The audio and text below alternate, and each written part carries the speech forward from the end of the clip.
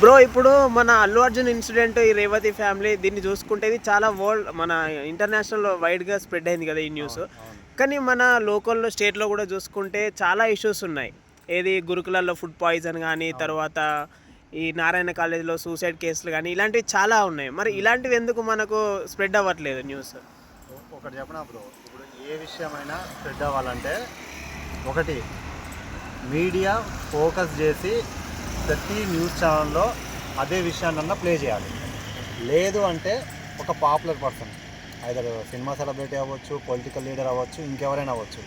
So వాళ్ళు ఆ issue గురించి మాట్లాడినప్పుడు ట్రెండ్ అవుద్ది.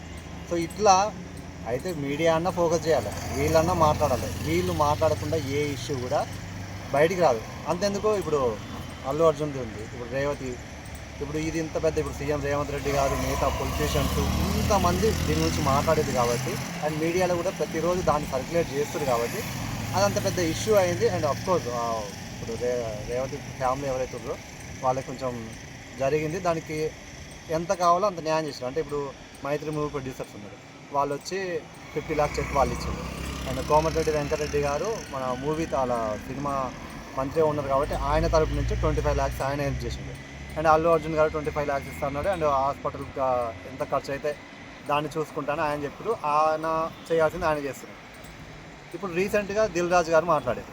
దిల్ రాజు గారు సీఎం రేవంత్ రెడ్డి గారితో మాట్లాడి వచ్చినాక ఒక ప్రెస్ మీట్ చెప్పారు.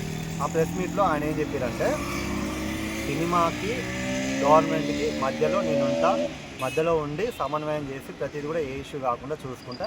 అండ్ దానితో పాటు ఇప్పుడు ఆయన హస్బెండ్ ఎవరైతే ఉన్నారో ఆయనకి ఒక జాబ్ ప్రైవేట్గా, అది సినిమా ఇండస్ట్రీలో అవ్వచ్చు, వేరే అవ్వచ్చు, ఒక జాబ్ ప్రపోజల్ అనేది నేను పెట్టాను. దానికి సీఎం రేవంత్ రెడ్డి గారు కూడా సానుకూలంగా స్పందించారు.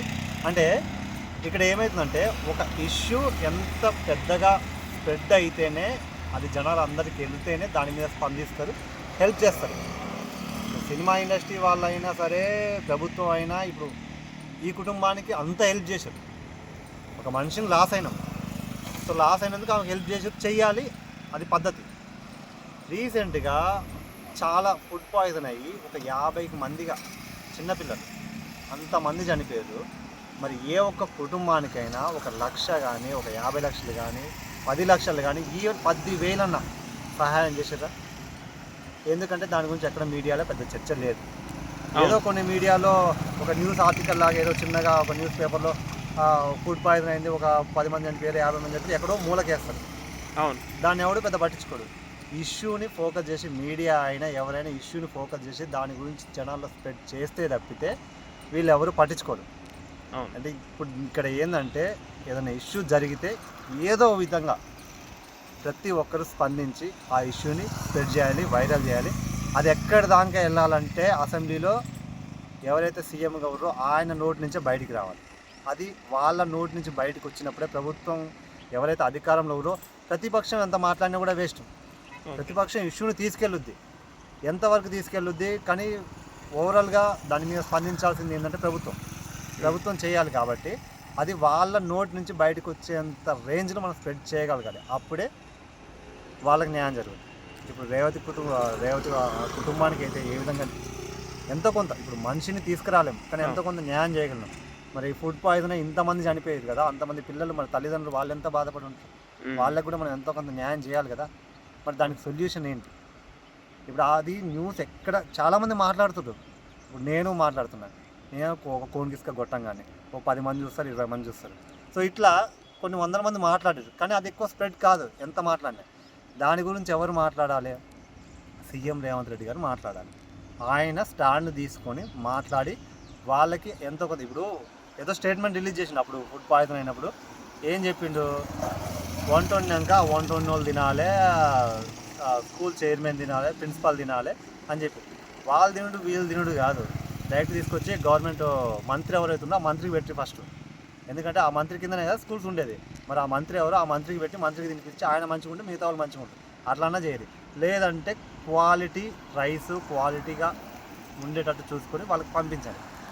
అది చేయకుండా ఇష్యూని మాట్లాడకుండా డైవర్ట్ చేసి, చాలామంది చనిపోయిన వాళ్ళ కుటుంబాల దగ్గరికి కూడా పొలిటీషియన్స్ ఆపోజిషన్లో ఉన్న వాళ్ళు వెళ్తుంటే వెళ్ళనే లేదు వాళ్ళు. అంటే వెళ్తే ఇష్యూ పెద్ద అవుద్ది, స్ప్రెడ్ అవుద్ది. మీడియాలో సర్క్యులేట్ అవుతుంది, అట్లానే వెళ్ళనివ్వలేదు. మరి అట్లా వెళ్ళనీయకుండా ఇష్యూని తొక్కిపట్టి మీరే స్పందించకపోతే, గవర్నమెంట్ అధికారులే స్పందించకపోతే, ఎవరు అలాంటి వాళ్ళు ఎంత స్పందించినా కూడా ఇష్యూ అనేది బయటికి ఎట్లా వస్తే వాళ్ళకి ఏ విధంగా హెల్ప్ జరుగుద్ది.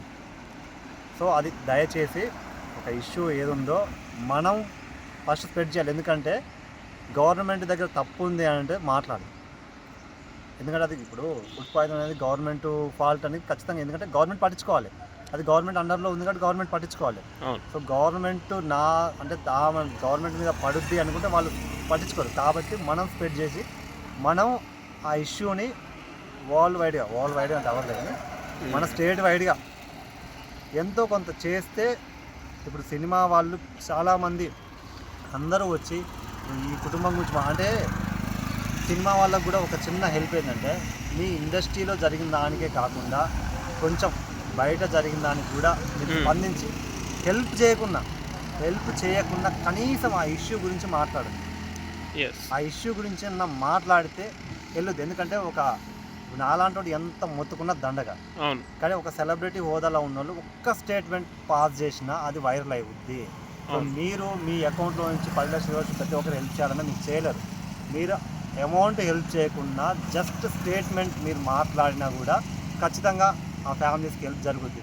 సో అదొకటి చేస్తే బాగుంటుంది అనేది నా అభిప్రాయం. అంతే. ఓకే అన్న, చాలా బాగా చెప్పావు. ఓకే, థ్యాంక్ యూ అన్న.